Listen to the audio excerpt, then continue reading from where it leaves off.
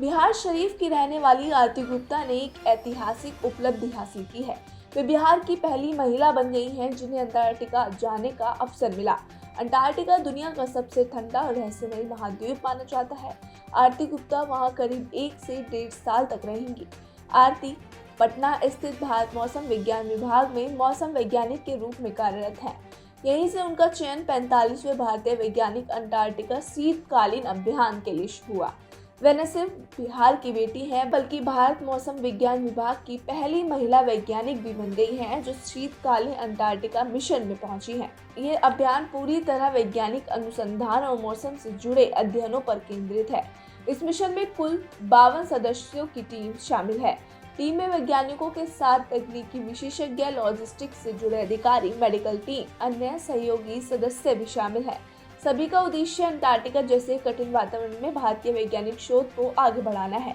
आरती गुप्ता के लिए ये केवल एक पोस्टिंग नहीं बल्कि वर्षों पुराना सपना है। भारत मौसम विज्ञान विभाग में काम करते हुए उन्होंने विभागीय पत्रिका में अंटार्कटिका अभियानों के बारे में पढ़ा था।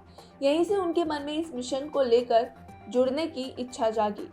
किताबों में पढ़ी गई सफेद दुनिया को अपनी आंखों से देखना उनके लिए किसी सपने के पूरे होने जैसा है। उन्होंने अंटार्कटिका पहुंचने के बाद वहां से कुछ तस्वीरें भी साझा की हैं।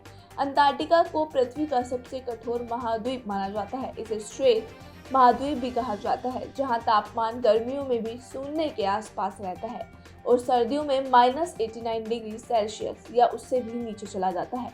ये इलाका अत्यधिक ठंडा, शुष्क और तेज हवाओं वाला है। यहाँ जीवन यापन अपने आप में एक बड़ी चुनौती है। अंटार्कटिका अभियान के लिए चयन प्रक्रिया बहुत कठिन होती है। चयनित उम्मीदवारों को पहले एम्स नई दिल्ली में 1 सप्ताह तक शारीरिक और मानसिक जांच से गुजरना पड़ता है।